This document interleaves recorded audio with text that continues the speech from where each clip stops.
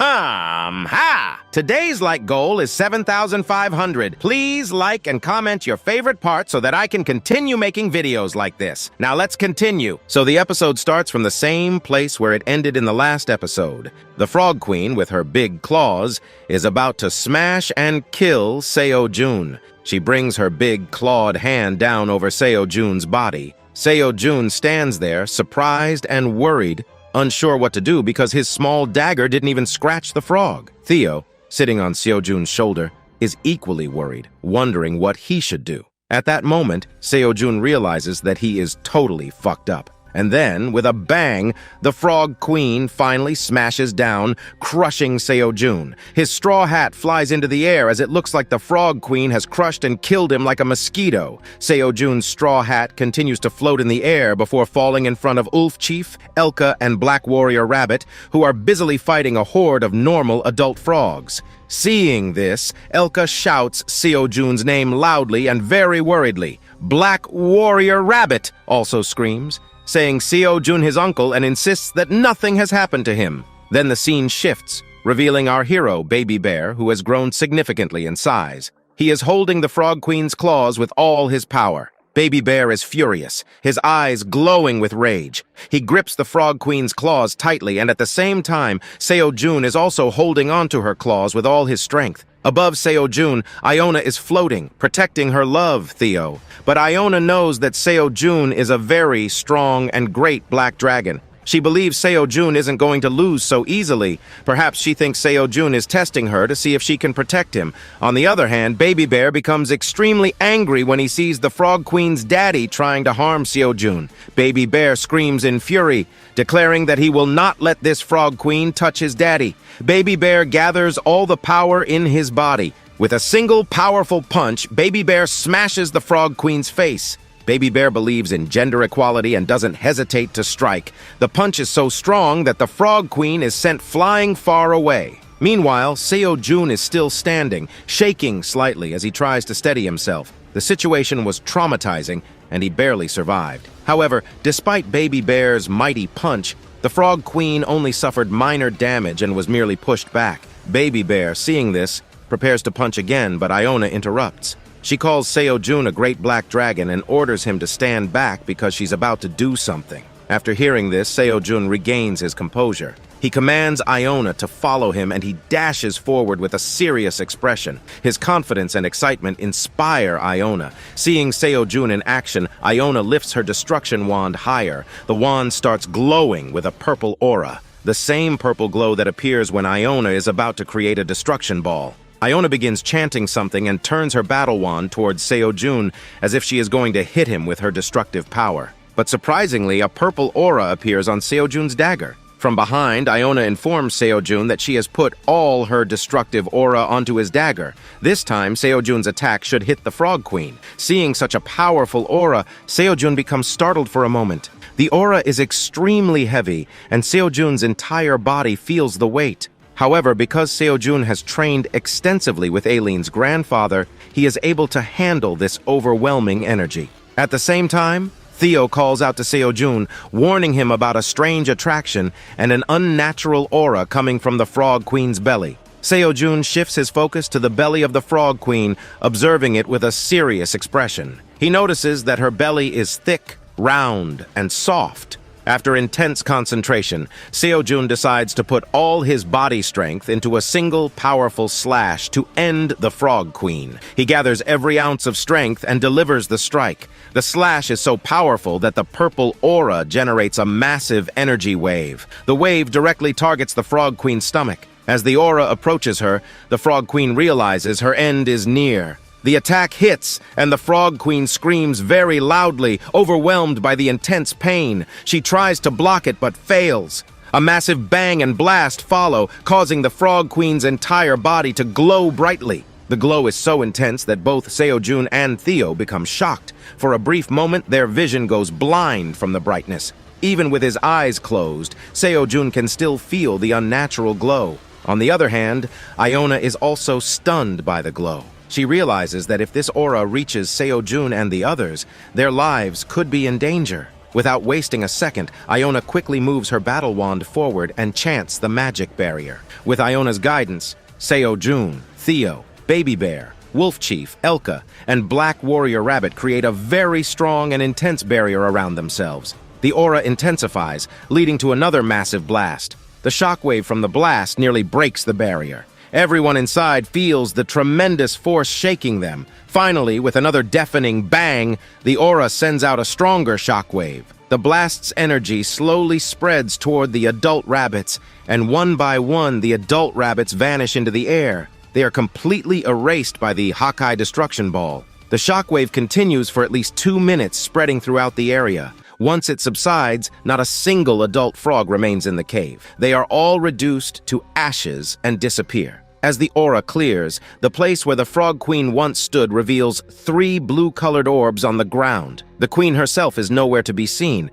All that remains is a strange, stone-like structure. Behind this structure, thousands upon thousands of baby frog eggs are visible in the pond, adding an eerie finality to the scene. On the other hand, Seo-jun, Theo, and Iona are completely shocked by the whole scene. Seo-jun and Theo, along with others, genuinely cannot understand what is happening or where this intense aura has come from. Meanwhile, Iona slowly disables her magic barrier and remarks that this could have been a genuinely life-threatening situation. Seo-jun asks Iona again if she knows what is happening. Before Iona can reply, Elka comes running with Seo-jun's straw hat in hand. Elka worriedly asks Seo-jun if he is fine and uninjured. Seo-jun assures Elka that he is absolutely fine, all thanks to Iona. Seo-jun then asks Elka if he himself is safe and unharmed. Elka nods and confirms that he is completely safe. As Seo-jun reflects on the situation, he finally places his straw hat back on his head and asks Iona again. Seo-jun thinks about what is happening and wonders how such an intense aura could have come from his body. This aura was so powerful that it annihilated all the adult frogs. Seo-jun shudders, wondering what would have happened if he and the others had also disappeared. While lost in thought, Seo-jun notices something mysterious. At the spot where he defeated the Frog Queen, a strange stone has appeared. It looks like a fragment of a larger stone, inscribed with an ancient language, and the same aura is emitting from it as from the Frog Queen's stomach. Upon seeing the rock, Theo shouts that it is emitting the same aura. Feeling the familiar energy, Theo explains that this was the very aura that drew him to the cave. Theo becomes excited and declares that his 7th sense is never wrong. Theo's 7th sense heightens the mystery, and Seo-jun is surprised that, once again, Theo has discovered something strange and mysterious. Seo-jun's curiosity gets the better of him, and he approaches the rock, wondering if it could be an item or a reward from the system. As Seo-jun moves closer, Iona shouts, warning him not to go near the rock. She explains that it could be extremely dangerous. The rock is emitting the same aura as the one from the Frog Queen's stomach. This aura, Iona says, is so powerful that it is 1 level above her destructive aura, the same aura that had annihilated all the adult frogs.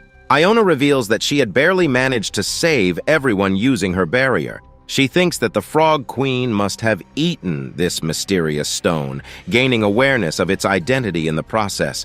Iona is resolute and determined to uncover the truth behind the rock. Entering serious god mode, Iona closes her eyes and begins chanting mysterious words for 5 minutes. Suddenly, a dark aura manifests, and her eyes begin glowing with a brilliant blue light. Iona activates the Eye of Truth. She raises her magic wand and points it toward the mysterious stone. The entire rock starts glowing intensely, and the light becomes so bright that Seo-jun is momentarily blinded. After chanting for 2 to 3 minutes, the system notifies Iona. The revelation is astonishing. This is a fragment of something mysterious. It is the 9th fragment of the divine power of Yuik. Its grade remains unknown. There are many other important details. It is written that if they find the remaining 9 pieces and combine them together, then everyone will know the secret of this mysterious stone. Seo-jun also reads the system notification and thinks, this is a fragment of something, but whose fragment is it? The answer is unknown. To discover the truth,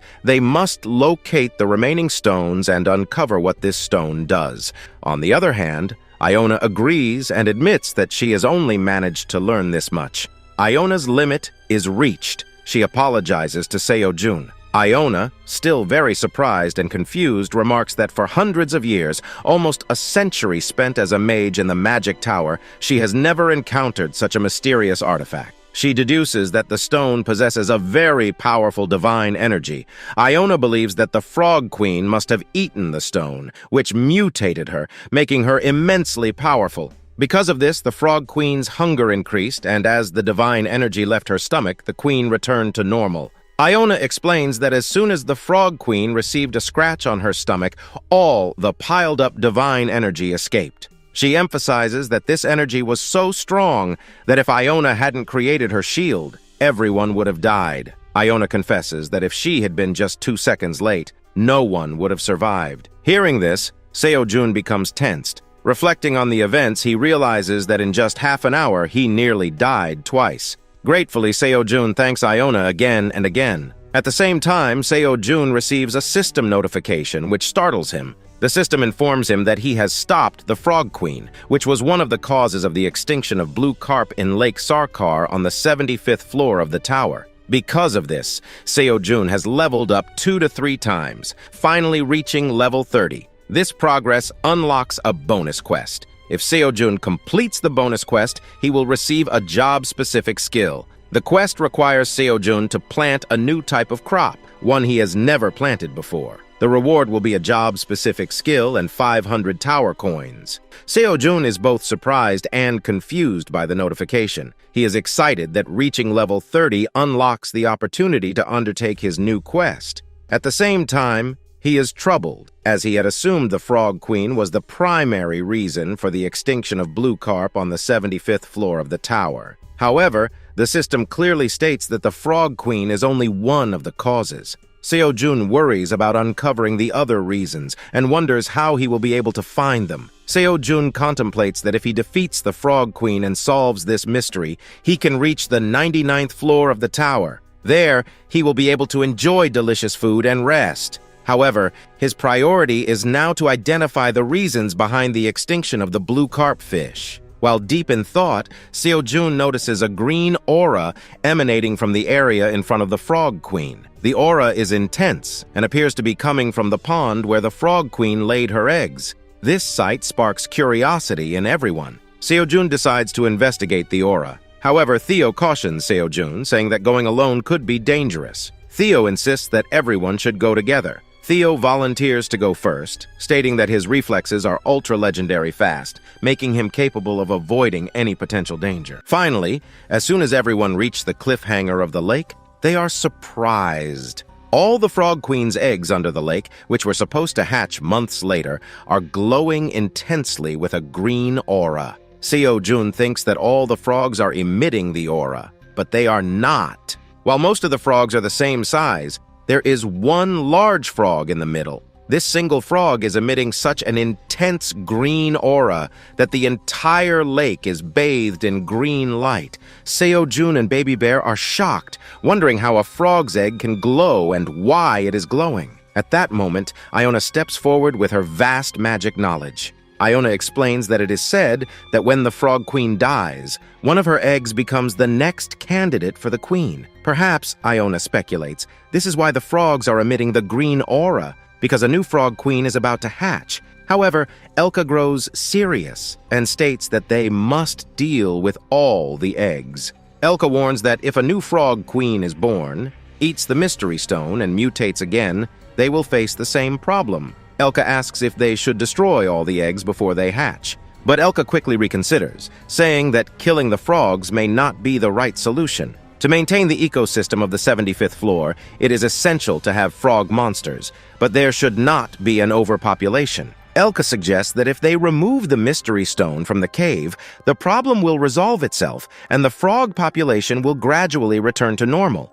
Iona agrees, explaining that the Frog Queen produced so many eggs because she needed to consume a huge amount of food. Her mutation had driven her to grow in size and eat excessively. Without the Mystery Stone, the Frog Queen will not mutate again, eliminating future problems. Meanwhile, Theo, Baby Bear, and Black Warrior Rabbit are still sitting on the cliffhanger observing the frogs. On the other hand, Seo-jun, Elka, and Iona are having a serious discussion about what action to take. After a thorough debate, they conclude that the Mystery Stone is the root cause of the entire situation. They agree that removing the stone will lower the frog population naturally. However, the problem remains that there are very few blue carpfish left on the 75th floor. Due to the high population of frog monsters, nearly all the available food on the floor has been consumed. As a result, the frogs themselves are at risk of extinction in the future. Seo-jun ponders how to address this issue. After some thought,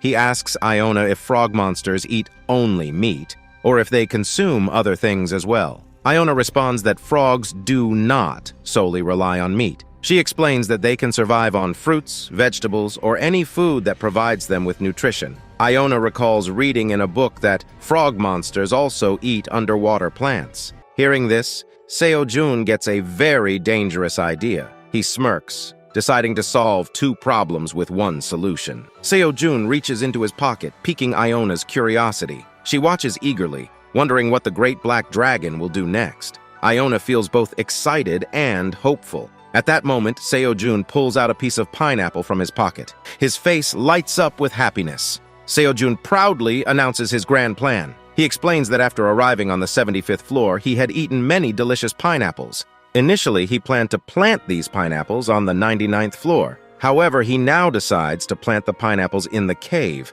If the pineapples grow well, it will take 2-3 weeks for them to mature. By that time, all the frog eggs will have hatched, providing the frogs with a food source. Without hesitation, Seo-jun puts his plan into action, not wasting a single second. He makes a small hole in the ground using the back of his black dagger. Finally, he places a pineapple piece into the hole. Seo-jun does this very lovingly. After carefully planting it, Seo-jun covers the hole with soil. Meanwhile, Theo watches curiously. From behind, Black Warrior Rabbit steps forward to help. He fetches water from the pond and carefully waters each pineapple plant. Seo-jun plants almost 10 pineapple plants. He remarks that this should be enough. From behind, Iona can be seen placing a very strong barrier around the mysterious stone. In front of the barrier, Baby Bear sits curiously, while Elka takes position as protection, ready to act if any dangerous situation arises. Seo-jun reflects on the task, thinking that planting these pineapples might be enough. Once the pineapples grow,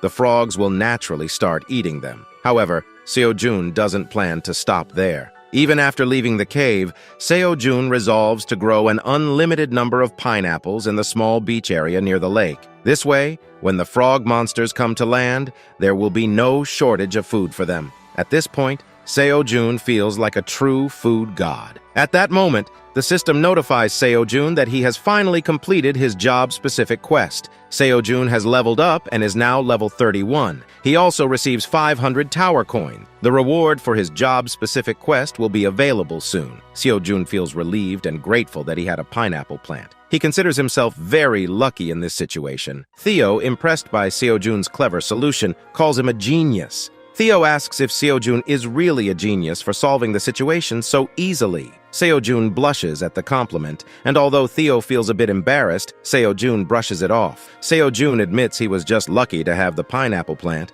Otherwise, he wouldn't have known what to do. Black Warrior Rabbit lets out a warm sigh of relief. Seo-jun is finally content. However, the problem of dealing with the mysterious stone remains. Seo-jun slowly approaches the stone, which is secured by Iona's magic barrier. Seo-jun asks Iona if she is ready and whether she has a plan to remove the stone from the cave. Iona confirms that she has temporarily placed a very strong barrier around it, ensuring that nothing will happen. She explains that the barrier is unbreakable by anyone except her. Meanwhile, Baby Bear sits nearby feeling very happy about the barrier. Despite his small size, Baby Bear lifts the mysterious stone onto his shoulder with ease. He proudly remarks to Seo-jun that he is doing a very good job and is strong enough to carry the stone effortlessly. Baby Bear clearly wants to hear compliments from his father. Seo-jun watches this and praises Baby Bear, calling him very strong and commending him for a job well done. Hearing this, Baby Bear beams with happiness. A heartfelt moment between father and son unfolds, strengthening their bond. Finally, Seo-jun's work in the cave is complete. He commands everyone to leave and they all prepare to exit. Baby Bear, still carrying the stone, joins them as they depart from the cave. The scene shifts, showing Seo-jun growing a normal pineapple. To his surprise, the pineapple slowly begins to move as if it is alive. Then, it starts to shine brightly. After that, the scene shifts, and we see that finally Seo-jun has come out of the lake. But as soon as he steps out, there is a scene that leaves Seo-jun, Theo, and everyone else shocked, their mouths wide open. In front of them, all the cats on the 75th floor are begging, bowing their heads, and shouting loud slogans about Theo, as if praising him like a god. Hundreds upon hundreds of cats are sitting, waiting for Theo. Seeing this, Theo is genuinely shocked. Seo-jun is surprised too, but Theo is even more shocked. On the other hand, Great Black Dragon, Black Warrior, and Ulf approach Seo-jun, bow their heads, and inform him that all the cats have been waiting for Theo for hours without eating or drinking. Seo-jun calls Hegel's name and asks why this is happening. Hegel explains that he has told all the cats' stories about Seo-jun from the beginning to the end. Despite trying hard, Hegel says, the cats refuse to leave. The cats insist that they must meet the legendary great wandering merchant Theo. They declare they will not leave until they become Theo's subordinates. As Theo climbs down from Seo-jun's shoulder, all the cats stand in front of him acting as if Theo is a cat god. They bow their heads and insist they will not leave until they become his subordinates. They even vow to hit their heads on the ground if necessary, but they will remain as Theo's followers. Theo is genuinely shocked, wondering how he will handle this situation. On the other hand, Seo-jun praises Theo, remarking that he didn't know Theo was so popular. Theo, annoyed, replies that he knew he would have to take some subordinates from this village, but he didn't expect that the entire village would want to follow him. He complains that this is very annoying and hard work. Theo hates hard work. Theo loves being lazy. At the same time, Seo-jun notifies Theo that he has discovered the second reason for the extinction of the blue carpfish on the 75th floor. Theo's second mission has begun. The system notifies Theo that while the remaining blue carpfish are safe from the frog monsters because of the planted pineapples, there is a food shortage in the village. If Theo leaves, the remaining fish will be eaten by the cats, which will again lead to the extinction of the blue carpfish. Seo-jun is genuinely surprised that the granny village is the second reason for the blue carpfish's extinction. On the other hand, Elka looks at Theo, expecting answers. Theo thinks for a moment, takes an annoyed breath, and admits, "It can't be helped." Theo realizes he can't leave his fellow villagers hungry like this. Finally, Theo turns to Seo-jun and explains the situation. He states that all the cats in the village rely on the blue carpfish for food. Without the fish, they will not survive and will starve to death. Theo says their situation is dire, as there is no other source of food. He asks Seo-jun if he will allow him to take all the cats as his subordinates. Theo continues and tells Seo-jun that he wants to become a wandering merchant. So Theo will train all the cats to become wandering merchants as well. Theo asks if Seo-jun will take all these people inside him. Hearing this, Seo-jun gets startled for a moment, but listens to Theo carefully. After that, Seo-jun smiles and says that of course he has no problem if Theo trains his villagers to become wandering merchants. On the contrary, it will be better for Seo-jun because his army will grow even bigger. However, Seo-jun asks Theo if he will really be able to train and handle all these wandering merchants.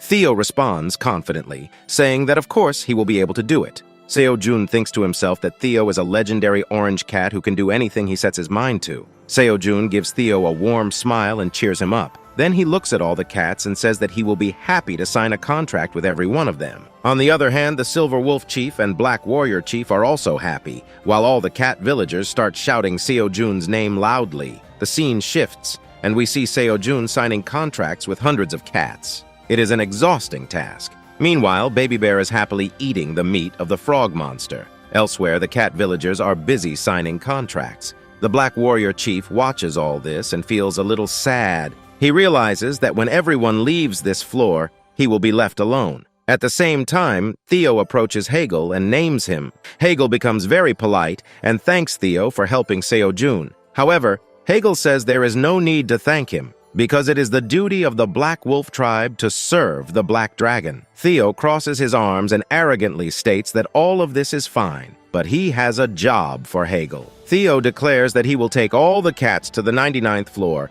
but the Silver Wolf Chief will not be enough to protect them. So Theo asks Hegel if he will work with Theo to safely escort all the cat villagers to the 99th floor. Hearing this, Hegel is genuinely shocked. Theo closes one eye and mischievously asks if Hegel and all the Black Wolves will accompany him to the 99th floor and work with him. Hearing this, the Black Warrior Chief's body starts tingling. He shouts loudly, addressing Theo as Sir. Hegel finally accepts and becomes Theo's subordinate. Theo smirks and says, Yes! Hegel bows his head and swears to serve Theo as his master. He vows that from this day until his death, he will serve Theo and never disappoint him. From a distance, this scene is observed by Seo-jun. Seo-jun feels that Theo is doing very well in his life. Seo-jun watches Theo and reflects on how quickly Theo has grown and matured. With this, an emotional moment is created between everyone. At the same time, Seo-jun received a system notification informing him that he had completed the mid-level tower management quest.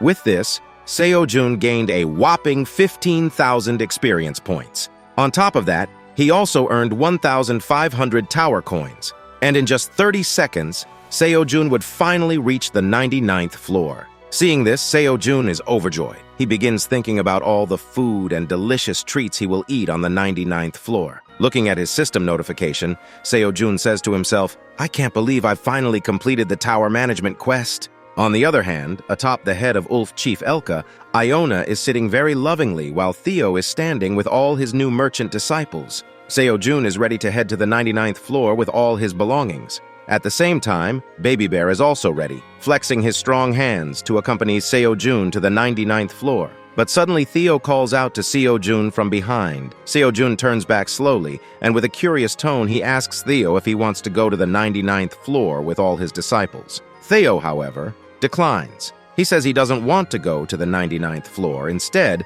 he wants to go to the lower floor to complete his merchant registration. Seo-jun asks if Theo needs tower coins for his registration, but Theo says no. Theo comments that all these disciples belong to Theo and that he doesn't need money from Seo-jun. Theo confidently declares that all his registration fees will be covered by him. Hearing this, Seo-jun realizes how much Theo has matured. Theo raises his hand like a true leader, and all the people cheer for Theo as if he is their leader and God. Seeing Theo's willingness to pay for everyone's registration fees, the people genuinely believe that Theo is their god and are even ready to sacrifice their lives for him. Afterward, Elka tells Seo-jun that he won't be going to the 99th floor. Instead, he has to go to the 67th floor with Iona to sell all the red locust corpses. Iona has some important work on the 67th floor. After finishing their tasks, they promise to join everyone on the 99th floor. Hearing this, Seo-jun smiles warmly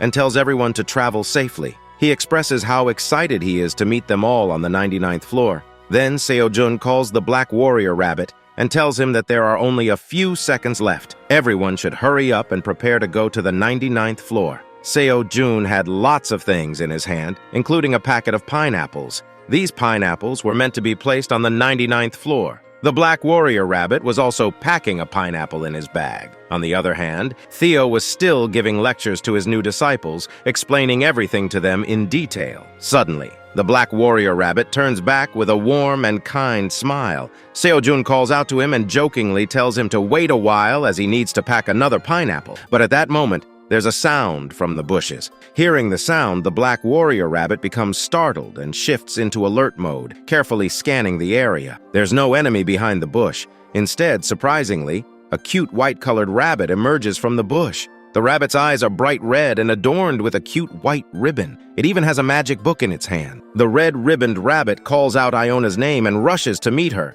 The Black Warrior Rabbit, upon seeing Iona, stands still, but as soon as the spectacled white-ribboned rabbit sees the Black Warrior Rabbit, she freezes in place, her mouth hanging open in awe. She is completely mesmerized. The Black Warrior Rabbit, on the other hand, was equally stunned, and the first word that came to his mind was, "Fuck!" He looks at her as if he's seeing an angel. Both of them stand there, locked in a daze, staring deeply into each other's eyes. In reality, only 3 to 4 seconds pass, but to them, it feels like 2 to 3 hours. They feel as though time itself has stopped. Snow seems to fall around them, creating a warm, lovely atmosphere. At that moment, both of them realize something profound. They are soulmates. Iona breaks the lovely moment, calling out to the red-ribboned rabbit. The red-ribboned rabbit, startled by Iona's voice, snaps out of her trance. Iona impatiently asks, "Why did you take so long to get here?" Her words draw everyone's attention to the red-ribboned rabbit. Theo turns to look. Elka and Seo-jun also glance in her direction. Seo-jun, noticing the time, urgently announces, "Only 3 seconds left until we reach the 99th floor." Suddenly, Seo-jun vanishes, leaving behind a slight shockwave. Theo, standing close to Seo-jun, is slightly pushed back by the force. At the same time, the black warrior rabbit, still mesmerized by the red-ribboned rabbit, also disappears. But before he vanishes, he accidentally drops his delicious pineapple fruit, the one he had tied to his bag to take to the 99th floor. The red-ribboned rabbit stands there in shock, dazed and confused, unable to comprehend what just happened. She looks around, searching desperately, wondering, where did the black warrior rabbit go? Her heart sinks. She mutters to Iona, "What kind of magic was that? Was it movement magic? Teleportation magic? Who could use such advanced magic?" Meanwhile, Theo and Elka are still staring at the red-ribboned rabbit, their curiosity piqued. Finally, Theo breaks the silence and asks Iona, "Who is this red-ribboned rabbit?" With a warm and loving tone, Iona introduces her. "This red-ribboned rabbit is very talented. She is my disciple." Iona explains that she has been teaching her magic and had wanted to introduce her for a long time. However, the timing was so unfortunate that the red-ribboned rabbit missed meeting the great black dragon. The red-ribboned rabbit, hearing the word disciple, feels a mix of emotions, shock, surprise, and a bit of excitement. Theo, having just taken on so many disciples himself, feels a sense of coincidence and connection with Iona. He finds it heartwarming that they have something in common. The red-ribboned rabbit politely bows her head and says softly, "Iona has said so much about you, Theo. It's a pleasure to finally meet you." Her cute and polite demeanor leaves Theo slightly surprised, as he has never encountered a rabbit quite like her before,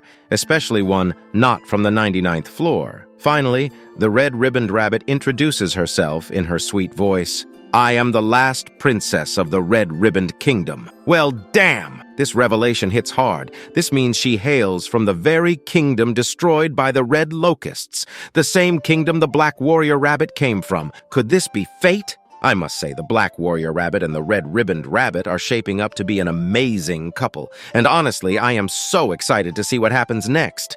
On the other hand, the scene shifts, and we see everyone arriving at the 99th floor. Seo-jun, the black warrior rabbit, and Baby Bear are floating in the air, holding a massive epic monoglyph in their hands. With a loud bang, they all land on the ground. The black warrior rabbit lands gracefully, barely making a sound. This time, Seo-jun also lands easily. Seo-jun is not the same Seo-jun as before. He has become strong. On the other hand, Baby Bear crashes down with a deafening thud. The ground shatters beneath him. Just by looking at it, anyone can tell how heavy that monoglyph is. Seo-jun slowly opens his eyes. As soon as he does, he sees his beautiful farm in front of him. A wave of relief washes over him. Finally, Seo-jun feels like he has come home. The 99th floor has truly become his sanctuary. Looking at his farm, Seo-jun feels emotional and at peace. Raising his hands in the air, Seo-jun shouts, "I'm really back home, to the 99th floor." Suddenly, Seo-jun's happiness is interrupted.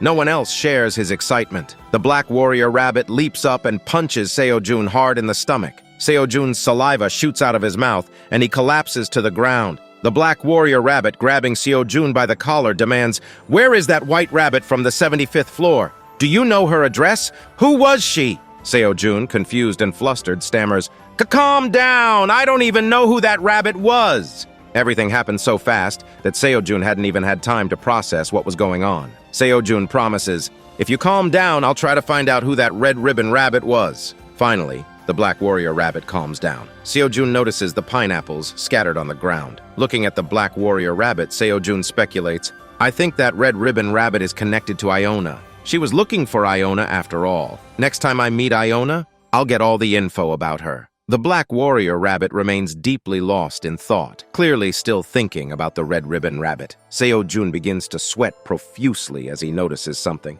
Could it be? Seo-jun thinks to himself. Is the Black Warrior Rabbit in love with the Red Ribbon Rabbit? Seo-jun can't hold back and teases the Black Warrior Rabbit. Are you in love with her? Before he can finish his sentence, someone approaches from behind. Seo-jun turns his head to the left and is shocked. His entire monster family had come to welcome him. Baby Bear's mother was there too. Seo-jun's face lights up with joy upon seeing Baby Bear. After all, it had been 3 days since he last saw him. Cow No. 5, Minato No. 4, Queen Honeybee, and all the rabbits had come too. They had organized a welcome party for Seo-jun. There were roasted corns, grilled piranhas, and a delicious vegetable soup. Everyone welcomed Seo-jun warm-heartedly, their faces beaming with big smiles. Seo-jun couldn't help but feel a deep sense of belonging and joy. Seeing this, Seo-jun felt very happy and emotional. Seo-jun sat on the ground, overwhelmed by the moment. All the queen honeybees flew around Seo-jun, carefully inspecting him for injuries. Cow No. 5,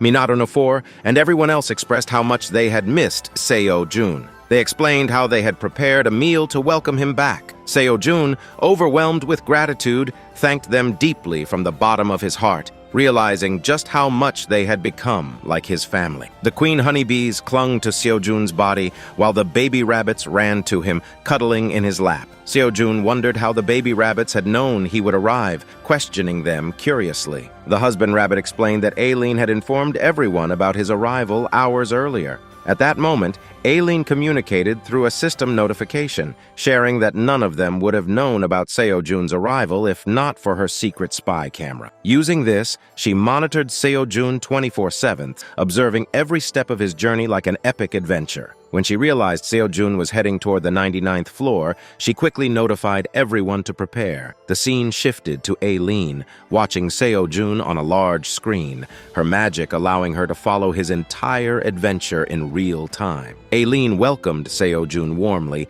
congratulating him for completing his first mission as an intermediate tower manager. Inspecting him closely, Aileen noticed how thin he had become, assuming that he had struggled without food on the 75th floor. Her concern reflected the care of someone deeply invested in Seo-jun's well-being. Seo-jun, feeling shy, realized Aileen's words carried the tone of a mother's care. Holding a bowl of vegetable soup, Seo-jun explained how the quest had been long but manageable. Though there was a moment when he thought he wouldn't survive, 3 long days with only pineapple to eat, he assured her it wasn't as bad as it seemed. Thanks to everyone's help, Seo-jun had successfully completed the 75th floor tower manager quest. Then, a big feast began. The rabbits gathered around the grilled piranhas, and even the chubby mini rabbit excitedly joined in. Seo-jun shared his discovery of a new fruit on the 75th floor, describing its sweet and tangy flavor. He expressed his excitement about mass-producing it on the 79th floor,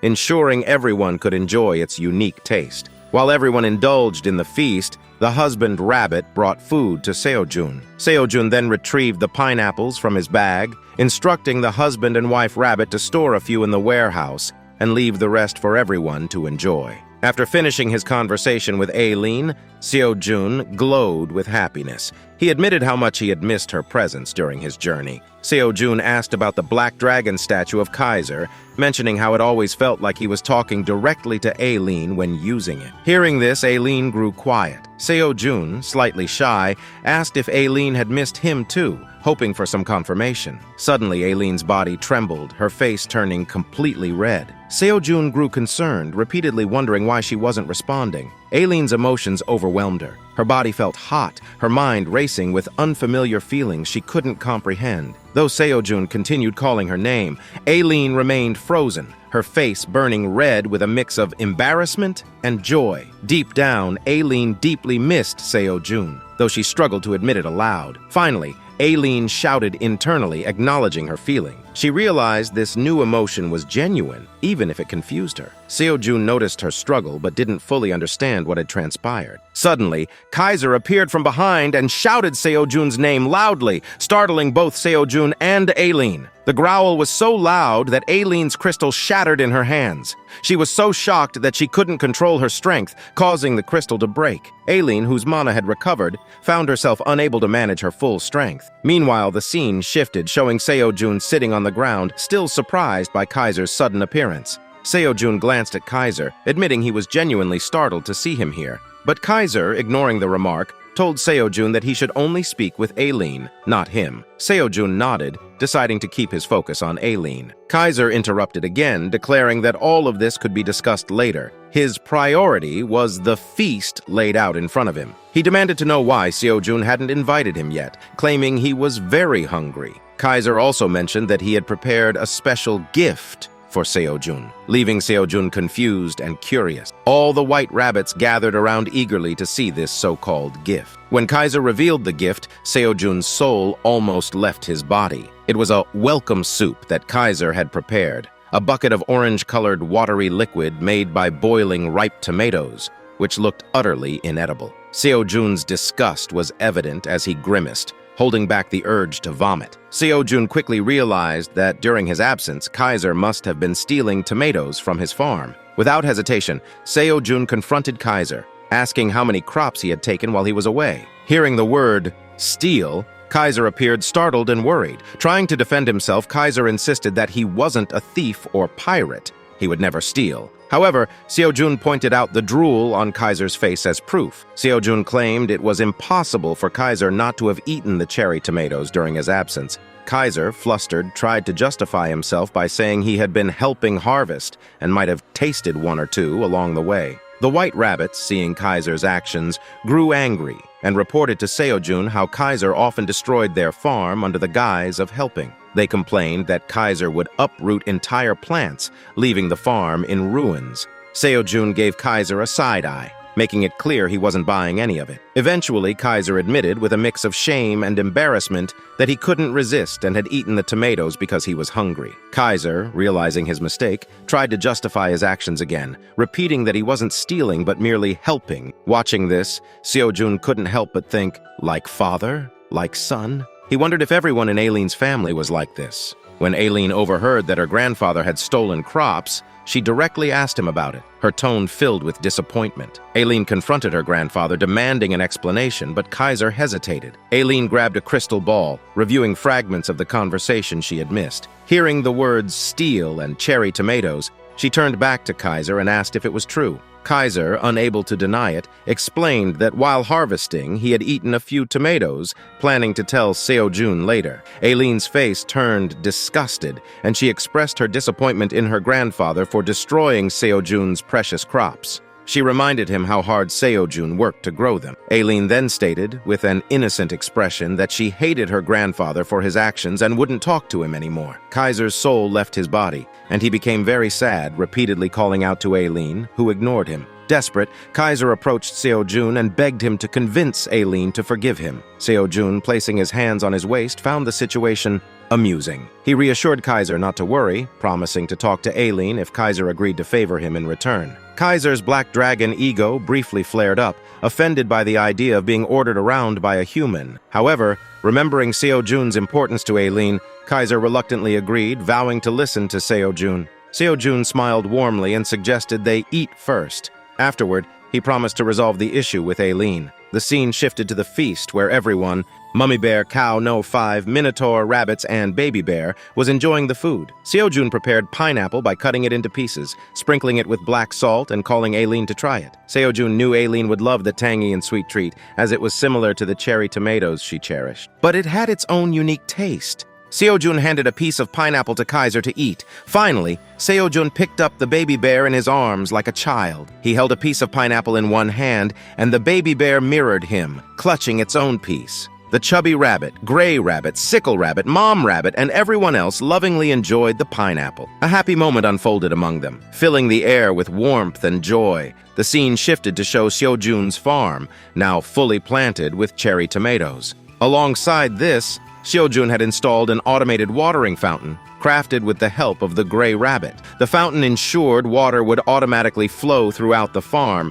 revitalizing the once dry soil. As the farm regenerated, Kaiser, through the status window, managed to synchronize his frequency with Aileen's crystal, allowing him to speak with her. Despite their conversation, Aileen remained upset with her grandfather. However, after a long discussion, Aileen reluctantly forgave him, warning that if he ever hurt Seojun or anything related to him again, she would cut ties permanently. Kaiser, now cautious, agreed to Aileen's condition. Finally, Seo-jun, sensing the tension had lifted, asked Kaiser if the fight was truly over. Kaiser thanked Seo-jun sincerely for mediating, but his demeanor soon turned serious. In a solemn tone, Kaiser asked what favor Seo-jun required in exchange for his assistance. Seo-jun explained that the favor wasn't too difficult. He wanted Kaiser to appraise an item from the 75th floor. Hearing the mention of an item, Kaiser's curiosity was piqued. Seo-jun led him to the poneglyph, which remained encased in a barrier. He recounted the story of discovering it in the cave of the Frog Queen on the 75th floor.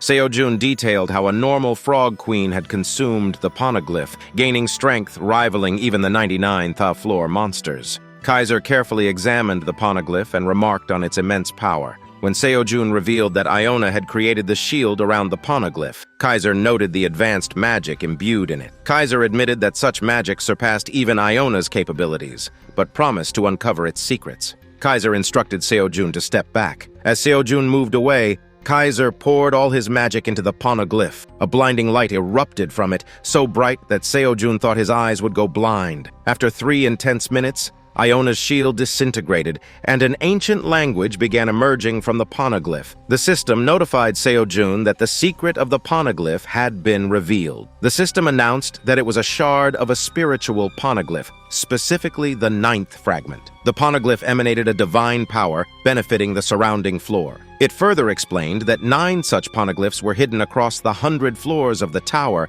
and finding all of them would lead to the One Piece. Seo-jun was shocked. He hadn't anticipated the poneglyph being S-grade or holding such immense power, but he was equally baffled. He didn't know how to use it or where the remaining 8 fragments were located. Meanwhile, Kaiser, lost in thought, couldn't believe the poneglyph's existence. Something that had always been a myth now stood before them, a sacred relic created by the god of the tower. Kaiser's expression turned deadly serious as he explained that legend claimed the god who built the tower had hidden 9 poneglyphs within it. After that, Kaiser explains to Seo-jun that Kaiser has been searching for this relic for many years. Kaiser's face suddenly becomes serious as he says that it is a relic of the god of creation. Hearing the words god of creation, Seo-jun looks both surprised and confused. Kaiser continues, explaining that he has been looking for this relic for over 3,000 years. He traveled through different dimensions and worlds,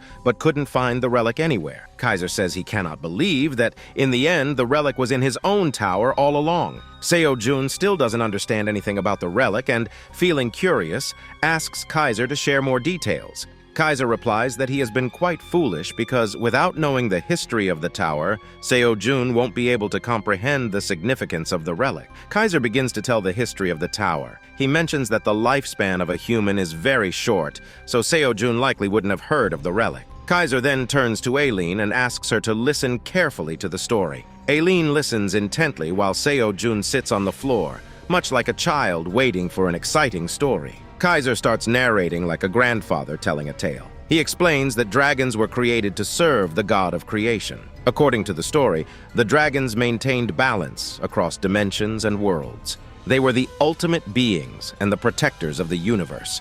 This meant that every world had its own dragon as a guardian deity, including Earth. These dragons lived peacefully on their planets. The entire universe was in harmony, and Kaiser was happy living with his family. The guardian deity of the dragons was the god of creation, who had created the whole universe. Kaiser describes how the god of creation would often play with the dragons. He created new beings, such as fairies, and the baby dragons would watch in delight. But their happiness didn't last. One day, the god of creation created 9 ancient relics, but didn't reveal their purpose to the dragons. The dragons continued to worship him, unaware of what these relics were for. Then something strange happened. The god of creation disappeared from the dragon's planet. As soon as he vanished, chaos erupted in the universe. The god of creation began floating in the air and then disappeared into the cosmos. But alongside his disappearance, the power of the god of destruction was unleashed. This dark energy began destroying the dragon's planet.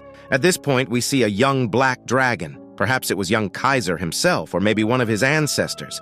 This figure kept a baby black dragon close, which might have been his daughter. The black dragon was too young to understand why their world was being destroyed. The other dragons panicked and questioned how the god of creation could abandon them like that. The dark energy spread rapidly, engulfing and destroying everything. Kaiser pauses and tells everyone that the dragons eventually came to their senses and realized the gravity of their situation. Now they would have to figure out what to do next. Now that the god of creation is gone, the world is destroying itself. They must save as many lives as possible with the power in their hands. But before Kaiser can think or understand anything else, there is a sudden blast! Within a bang, their entire planet starts breaking apart. The whole planet divides into many parts and begins crumbling slowly into the darkness of space. Kaiser is holding a baby black dragon on his lap, watching as countless meteors fill the void of space and collide with the 9 relics. From those relics, dark, destructive energy begins to pour out. Suddenly, this dark force engulfs the pornoglyph created by the god of destruction. Because of this, everything starts to be destroyed. Soon after, countless dark demonic beings appear and begin slaughtering everyone. The dragons fight back with all their might, resulting in a massive war. Many great dragons perish in the battle, but they finally succeed in defeating the dark beings. However, a strange and devastating event follows. The planet of the dragons is completely destroyed. What remains are small planets, scattered like islands. Upon these remnants, mysterious towers begin to emerge. One such tower even appears on Earth, much like the ones in the destroyed dragon world. Kaiser recalls how he had to enter a similar tower and clear it. That tower was a mysterious entity, containing its own ecosystem and world. It was also filled with dark beings and monsters. Kaiser entered the tower with his dragon army, cleared all the floors, and reached the top. Eventually, he transformed the tower into a safe haven for all the survivors of his destroyed world. This very tower became the new home for the beings of Kaiser's world. After recounting this, Kaiser reveals that he spent 3,000 years searching the universe like a madman until finally he found the pornoglyph. At this point, Kaiser becomes emotional and abruptly stops his grand story because Seo-jun told him to stop. Kaiser, however, does not like that he has to stop. Kaiser becomes angry and shouts, demanding to know if Seo-jun even realizes how important that moment was. While nostalgia lingers, Seo-jun has a pressing question. Seo-jun asks about the meaning behind the towers. Kaiser explains that these towers are designed to appear on any planet that is destined for destruction. If the inhabitants of a planet fail to clear the tower within a certain time frame, monsters will emerge and destroy the entire planet. Kaiser recounts how he failed to clear the tower on his planet in time, leading to its destruction. However, Kaiser later made the tower his own planet, ensuring that such a tragedy wouldn't happen again. Hearing this, Seo-jun is genuinely shocked. He tells Kaiser that a similar tower has appeared on Earth, and Seo-jun himself came to this place with the Tower of Earth. Kaiser's expression turns serious as he responds. He pities Earth because if all humans are as weak as Seo-jun, then they are doomed. Kaiser declares that humanity has no way of clearing the tower on time, making it 110% certain that Earth will be destroyed. Hearing these words, Seo-jun's feet begin to shake. He is utterly shocked, trying to process what Kaiser has just said. Alien didn't even know about the dark history of the tower. When she hears that the world of Seo-jun could be destroyed, she is shocked. She stares at her reflection and stands frozen in place. There is an intense silence between Kaiser and Seo-jun. Both of them simply keep looking at each other. Seo-jun begins to wonder if his world is really going to be destroyed. The scene then shifts. All the people, including Theo, his wandering newbie merchant Iona, the Black Wolf Chief, and the Silver Wolf Chief are seen standing on the 75th floor. Theo appears excited and raises his hands to address his disciples. He announces that everyone has completed their merchant registration. Theo asks if anyone has any questions. If no one wants to ask, Theo gives them their next mission. Suddenly, a gray cat steps forward with his hand raised. Theo immediately recognizes him. It's Jeff. Theo asks Jeff what he wants to say. Jeff, visibly excited, declares that he is ready to work with Theo and will do whatever Theo commands. Theo smiles and assigns Jeff to accompany Elka in collecting the corpse of the Red Locust. Jeff, chosen out of so many, becomes overjoyed. He shouts enthusiastically that he will do this task wholeheartedly. Theo steps off his bench and approaches Jeff. Placing a firm hand on Jeff's shoulder, Theo tells him that he believes in him and knows he'll do the task well. Theo reminds Jeff of his courage, saying that even in dire circumstances, Jeff didn't abandon the village. Jeff was one of the rare few who stayed behind to help everyone. Theo expresses his pride in Jeff. He then gestures toward a group of females and young cats, all happily waving their hands. Theo explains that if it weren't for Jeff's courage, these villagers wouldn't be here today.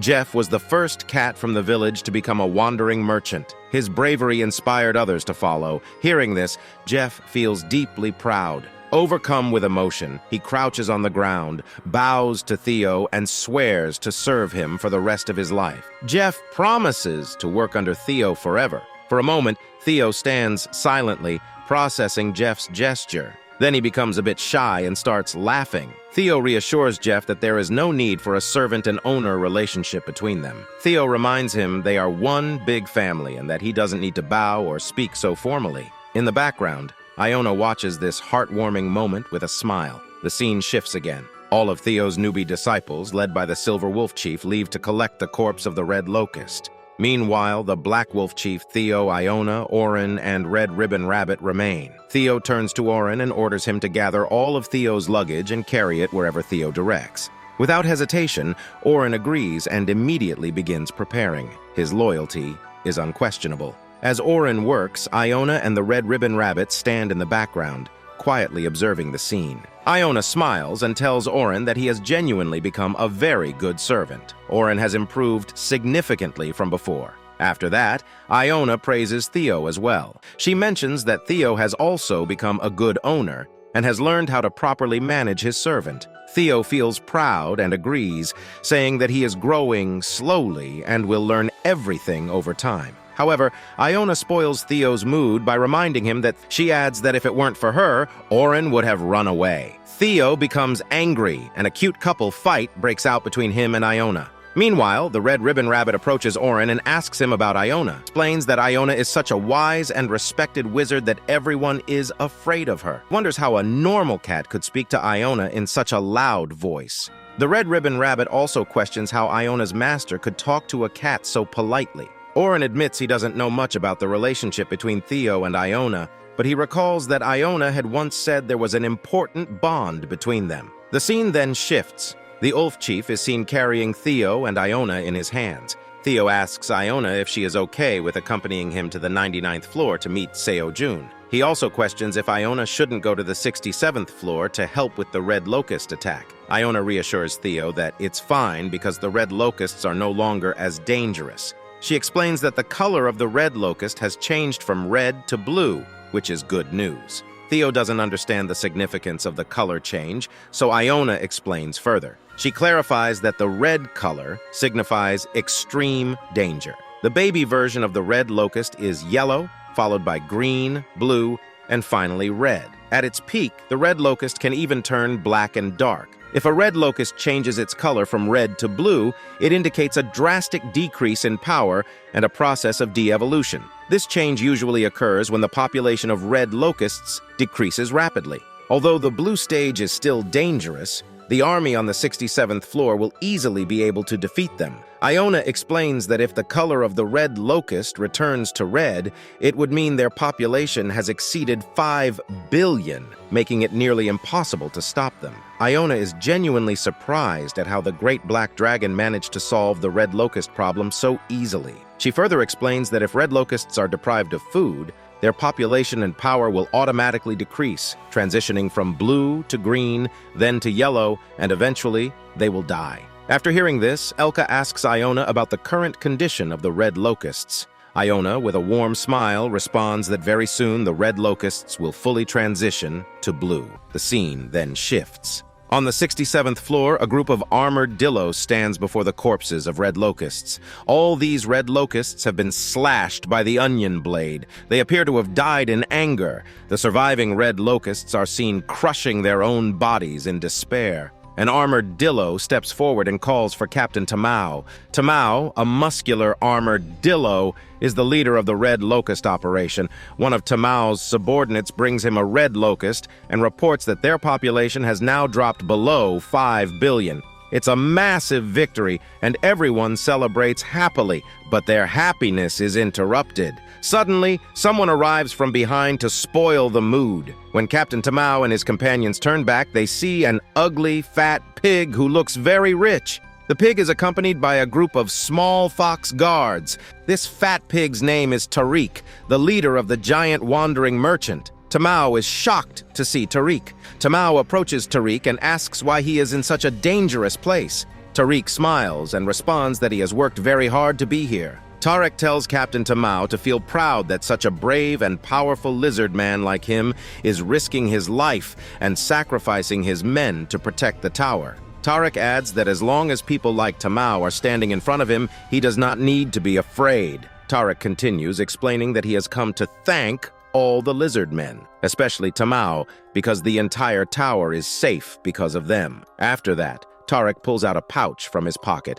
revealing a large gold biscuit. Tariq explains that this is a small token of gratitude from the Grid to Captain Tamao. Hearing the name Grid, Tamao is immediately surprised. The name is notorious throughout the tower because the Grid is known as an ugly, disgusting, and greedy pig, much like his name suggests. Tamao is confused as to why such an expensive reward is being given to him. Tariq clarifies that if Tamao deposits the gold bar in the bank, he will receive 10,000 tower coins. Hearing such a huge sum, Tamao's condition deteriorates. Even with years of hard work, Tamao could never earn that much. It's equivalent to 10 years of his labor. Tamao is genuinely shocked and was initially suspicious upon hearing the names Tariq and Grid. However, seeing such a generous reward, Tamao starts to think that perhaps these people might be good. On the other hand, Tariq maintains his kind smile. Tamao says that the Grid must have heard how hard everyone has been working to kill the red locusts, and so the Grid decided to reward all the heroes of the tower. According to the Grid and Tariq, Tamao is no less than a hero. Tariq adds that the Grid has personally sent Tamao and his people this reward to show gratitude. Hearing all this, Tamao is stunned, his mouth wide open at being called a hero. He initially does not want to accept the gold bar, but the Grid gives Tamao a side-eye glance, takes the gold bar, and slips it into Tamao's armor, insisting that it is only for him and that he should accept it without shame. Tamao is startled and doesn't know what to say after receiving such a huge reward. Tariq then tells Tamao that if Tamao ever does work for the Grid, it will be rewarded directly. Tariq praises the Grid, saying he is a simple and kind-hearted individual who tries to help everyone. Tariq places a hand on Tamao's shoulder and asks if they can continue their conversation over a cup of tea. Tamao agrees, and the two put their hands on each other's shoulders and walk off to enjoy tea. Tamao instructs his companions to take a short break and follow him. Everyone heads to have tea, with Tamao mentioning that although this is a battlefield and facilities are limited, they have plenty of food in their camp that was provided a while ago. Everyone is excited to eat after such an intense battle. However, the intentions of two foxes trailing behind do not seem right. They stand quietly, watching everyone leave, and then smirk evilly. The next moment, they burst into loud laughter and proceed to steal all the food items meant for Tamao and his group. The foxes throw the food over a cliff, scattering it on the ground below. As expected, pigs should be eaten by fire. What a dangerous combination. A pig and a fox, both are greedy bastards. One more thing. There were 2 strikes on my channel recently, and it was at risk of termination. But I fought back and managed to remove the strikes. But still, I've created a backup channel, so please go and subscribe to it. This channel is back, but just in case, the backup is there. So with that, the episode ends. Don't forget to like and complete the video. See you in the next video. Till then, goodbye.